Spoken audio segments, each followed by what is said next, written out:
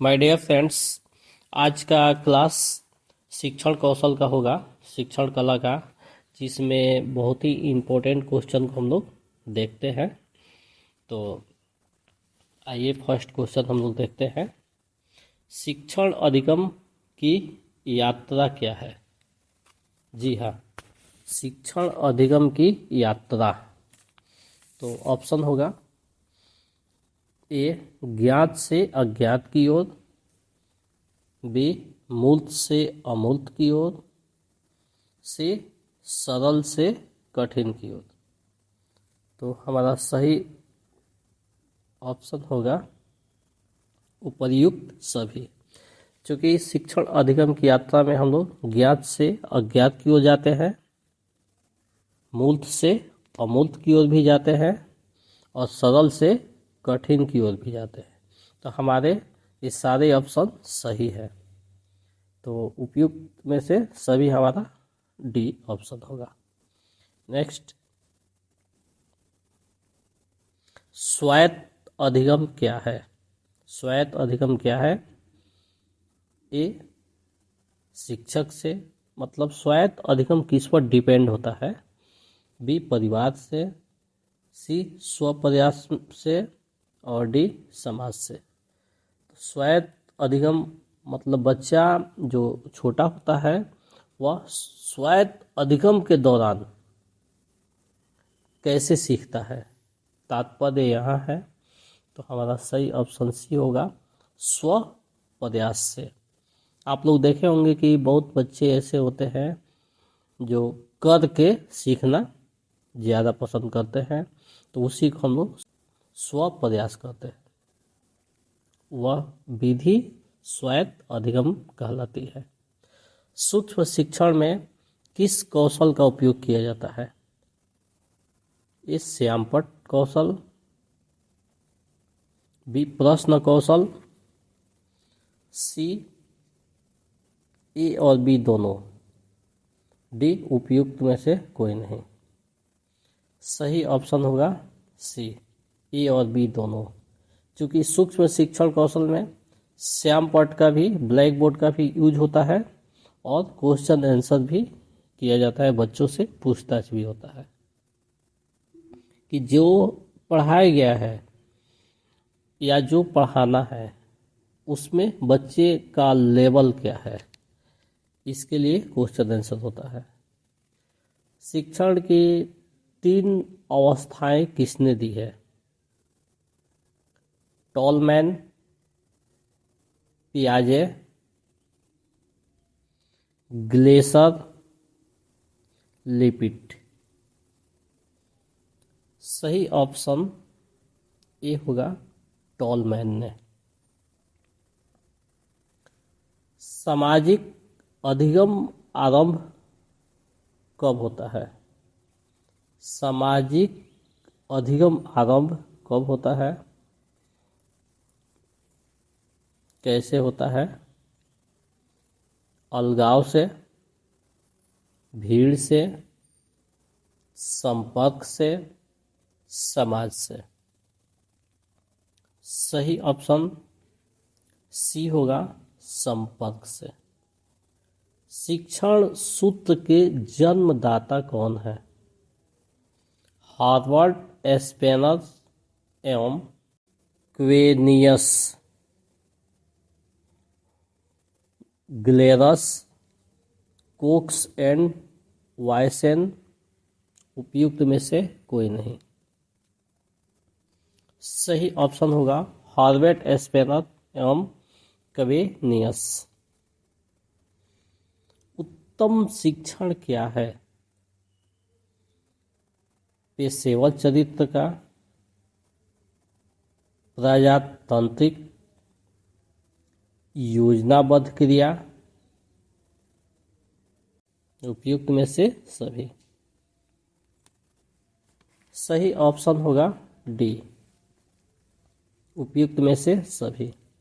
क्योंकि उत्तम शिक्षण का तात्पर्य होता है पेशेवर चरित्र का, बच्चा का जो चरित्र है उसका भी अच्छा निर्माण हो, प्रजातांत्रिक समाज में भी वो अच्छा करे। योजनाबद्ध क्रिया, किस तरीके से उसको एक उत्तम बालक बनाया जाए। तो इसमें से सभी ऑप्शन सही है। शिक्षक विद्यार्थी की समस्या का समाधान कैसे करते हैं? मनोवैज्ञानिक शिक्षण से, उपचारात्मक शिक्षण से, औपचारिक शिक्षण से, अनौपचारिक शिक्षण से। शिक्षक के सामने जब विद्यार्थी की, स्टूडेंट्स की प्रॉब्लम्स आती है तो कैसे शिक्षक उसको फेस करते हैं, उसका सॉल्यूशन निकालते हैं। तो इसका सही ऑप्शन बी होगा, उपचारात्मक शिक्षण से। सबसे कम आकर्षक शिक्षण विधि कौन है? तात्पर्य, जिसमें बच्चा बहुत कम इन्वॉल्व होता है। व्याख्यान, परियोजना, कार्यभार, इनमें से कोई नहीं।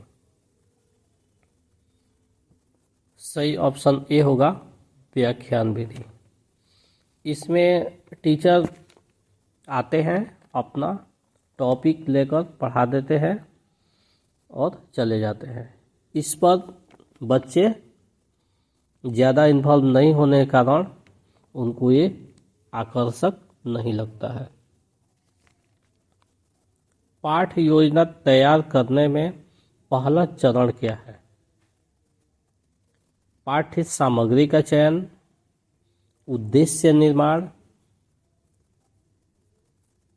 प्रश्न तैयार करना, इनमें से कोई नहीं। सही ऑप्शन होगा, पाठ्य सामग्री का चयन। बच्चों को सीखने की प्रक्रिया में माता पिता की भूमिका क्या होनी चाहिए? अगर बच्चा सीख रहा है तो माता पिता का उसमें भूमिका क्या होनी चाहिए? सहानुभूति से, अग्रोन्मुखी से, नकारात्मक से, तटस्थ से। अगर बच्चा को कुछ सिखाना है तो हम उनको क्या करेंगे? अग्रोमुखी विधि का हम लोग यूज करेंगे। तो सही ऑप्शन जाएगा आपका बी के साथ। किशोर बच्चों को सीखने की प्रक्रिया में माता पिता की भूमिका क्या है? जब बच्चे थोड़ा बड़े हो जाते हैं, यानी टीन एजर्स में आ जाते हैं, तो वैसे बच्चों को सिखाने के लिए पेरेंट्स को क्या करना चाहिए? उनका मतलब बिहेव कैसा होना चाहिए? सहानुभूति, अग्रोन्मुखी, नकारात्मक, तटस्थ। सही ऑप्शन होगा ए, सहानुभूति। सीखने की सूझबूझ का सिद्धांत किसने दिया? पियाजे, वाइगोत्स्की, गेस्टॉल्ट, पेवलोव। सही ऑप्शन सी होगा, गेस्टॉल्ट। श्रवण बाधित बच्चों को पढ़ाने के लिए क्या प्रयोग किया जाता है? श्रवण बाधित बच्चों को पढ़ाने के लिए सांकेतिक भाषा, ब्रेल लिपि, यंत्र, इनमें से सभी। तात्पर्य, जो बच्चे नहीं सुन सकते हैं उनको पढ़ाने के लिए किसका प्रयोग किया जाता है? सही ऑप्शन ए होगा, सांकेतिक भाषा। संज्ञात्मक क्षेत्र का उच्चतम स्तर क्या है? ज्ञान, मूल्यांकन, प्रयोग, विश्लेषण। सही ऑप्शन होगा बी, मूल्यांकन। संज्ञात्मक क्षेत्र का निम्न स्तर क्या है? ज्ञान, मूल्यांकन, प्रयोग, विश्लेषण। सही ऑप्शन होगा ए, ज्ञान। बालक सोचने विचारने के बाद सही निर्णय ले सकता है। यह किस प्रकार का उद्देश्य है? अभिरुचि, कौशल, मूल्यांकन, अवबोध। सही ऑप्शन सी होगा, मूल्यांकन। शिक्षण का सर्वोपरि स्तर क्या है? सबसे अच्छा लेवल क्या है? शिक्षक केंद्रित, छात्र केंद्रित, समाज केंद्रित, अनुभव केंद्रित। सही ऑप्शन ए होगा, शिक्षक केंद्रित। शिक्षण के आधार पर कितने चर हैं? 2, 3, 4, 7। सही ऑप्शन बी होगा, 3। शिक्षा का अधिकार अधिनियम किस वर्ष प्रभावी हुआ? 2009 ईस्वी में, 2010 ईस्वी में, 2013 ईस्वी में, 2019 ईस्वी में।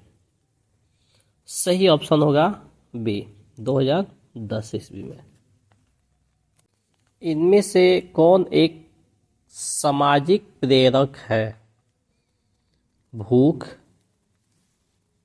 प्यास, प्रेम, आत्म गौरव। सही ऑप्शन डी होगा, आत्मगौरव। प्रभावी शिक्षण का अर्थ क्या है? अनुशासन बनाना, शिक्षक की ईमानदारी, छात्रों को सिखाना एवं समझाना, अध्यापन के प्रति रुचि। तात्पर्य कि टीचर यदि पढ़ा रहे हैं तो सबसे इफेक्टिव तरीके से कैसे पढ़ाएंगे? तो सही ऑप्शन आपका सी होगा, छात्रों को सिखाना एवं समझाना। एक अध्यापक का श्रेष्ठतम गुण क्या है? अध्यापन के प्रति समर्पण, अध्यापक का चरित्र, धर्मनिरपेक्षता, उपयुक्त में से सभी। तात्पर्य, एक बेस्ट टीचर अगर बनना है हमें, तो हमें हमारे अंदर कौन सी क्वालिटीज होनी चाहिए? तो इसका फर्स्ट क्वालिटीज है अध्यापन के प्रति समर्पण।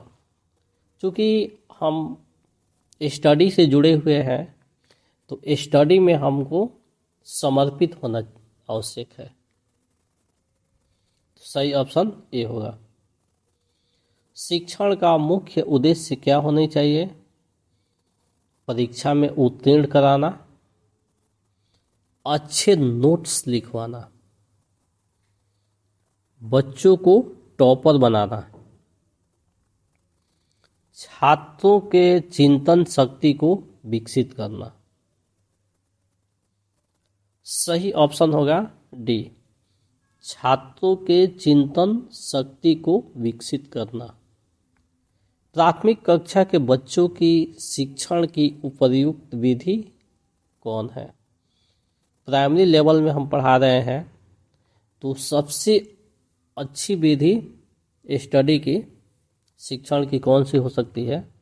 अध्यापन की प्रयास व भूल, अनुकरण, व्याख्यान, खेल विधि।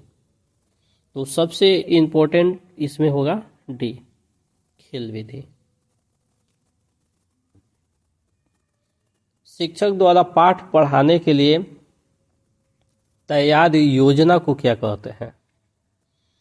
जो टीचर पढ़ाते हैं उसके पहले कुछ लिखते हैं तो उसको इकाई योजना, पाठ योजना, पाठ्यक्रम योजना, महायोजना। तो जो टीचर अपना एक शॉर्ट नोट्स बनाते हैं बच्चों को पढ़ाने के लिए, उसको हम लोग पाठ्य योजना बोलते हैं। तो सही ऑप्शन आपका बी होगा। समस्या समाधान की प्रक्रिया किससे बेहतर होगी? प्रॉब्लम्स अगर आ रहे हैं तो उस प्रॉब्लम्स को फाइट करने के लिए हमें क्या करना चाहिए?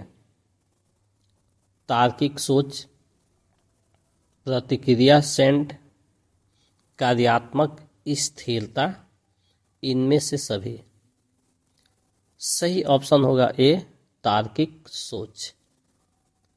अधिगम को प्रभावित करने वाला विद्यार्थी का पहलू क्या है? आयु, स्वास्थ्य, लिंग भेद, जन्मजात कौशल। तात्पर्य, विद्यार्थी अगर सीख रहा है, तेजी से सीख रहा है, मध्यम सीख रहा है या बहुत धीमी गति से सीख रहा है, तो इसका डिपेंड किस पर होता है? सवाल ये पूछ रहा है। तो सही ऑप्शन होगा हमारा डी, जन्मजात कौशल। बहुत बच्चे जन्म से ही तेज होते हैं, बहुत बच्चे जन्म से ही बहुत धीमी गति के होते हैं।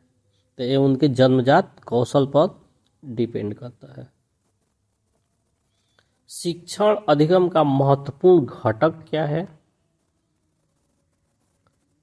जैसे स्टडी हो रहा है तो पढ़ाई में सबसे इम्पोर्टेंट क्या है? पूछने का तात्पर्य है पाठ्यक्रम, शिक्षार्थी, शिक्षण, तकनीक, विद्यालय। सबसे इम्पोर्टेंट इसमें स्टूडेंट्स हैं, शिक्षार्थी हैं, तो ऑप्शन बी होगा। स्टूडेंट्स रहेंगे तभी ना हम पढ़ाएंगे। प्रदर्शन कौन सी विधि है? विद्यार्थी केंद्रित, योग्यता आधारित, शिक्षक केंद्रित, उपयुक्त में से सभी। सही ऑप्शन सी होगा, शिक्षक केंद्रित। आगमन विधि के जनक कौन है? मेडल, अरस्तु, थॉमस, डाल्टन। सही ऑप्शन बी होगा, अरस्तु। छात्र केंद्रित विधि क्या है? आगमन, निगमन, radio method, petrol pump method. सही ऑप्शन होगा ए, आगमन। आगमन विधि छात्र केंद्रित होता है। प्रोजेक्ट विधि के जनक कौन है? अरस्तु, किलपैट्रिक, पेंड्रिक, हेनरी। सही ऑप्शन बी होगा, किलपैट्रिक। विश्लेषण विधि के जनक कौन है? हेनरी एडवर्ड, किलपैट्रिक, अरस्तु, इनमें से कोई नहीं। सही ऑप्शन होगा ए, हेनरी एडवर्ड। संश्लेषण विधि के जनक कौन है? अरस्तु, हेनरी एडवर्ड, किलपैट्रिक, इनमें से कोई नहीं। सही ऑप्शन होगा बी, हेनरी एडवर्ड। संवाद विधि के जनक कौन है? अरस्तु, हेनरी, प्लूटो, फ्रोवेल। सही ऑप्शन होगा सी, प्लूटो। किंडरगार्टन विधि के जनक कौन है? अरस्तु, हेनरी, प्लूटो, फ्रोवेल। सही ऑप्शन डी होगा, फ्रोवेल। डाल्टन विधि के जनक कौन है? Helen park, Henry, Pluto, फ्रोवेल। सही ऑप्शन होगा ए हेलेन पार्क। प्राथमिक स्तर पर शिक्षण की बेहतर विधि क्या है? आगमन विधि, निगमन विधि, प्रोजेक्ट विधि, संवाद विधि। सही ऑप्शन होगा ए आगमन विधि। उच्च स्तर पर शिक्षण की बेहतर विधि क्या है? तात्पर्य, हायर क्लास को जब हम पढ़ाते हैं, बड़े बच्चों को पढ़ाते हैं, तो उनके लिए कौन सी विधि सबसे सटीक होती है, अच्छी होती है? ए आगमन विधि, बी निगमन विधि, सी प्रोजेक्ट विधि, डी संवाद विधि। सही ऑप्शन बी होगा निगमन विधि। तो इस प्रकार से हम लोग बहुत ही इम्पोर्टेंट क्वेश्चन को देखे, पढ़े, समझे। तो इसको आप लोग देखते रहिए, पढ़ते रहिए और अपनी तैयारी कीजिए और अपने फ्रेंड्स में भी शेयर कीजिए ताकि उनका भी एजुकेशनल हेल्प ईजिली वे से हो सके। इसके साथ ही आज का क्लास ओवर होता है। हम लोग मिलते हैं एक न्यू डेज में एक नए क्लास के साथ। तब तक के लिए दैट्स ऑल, गुड बाय।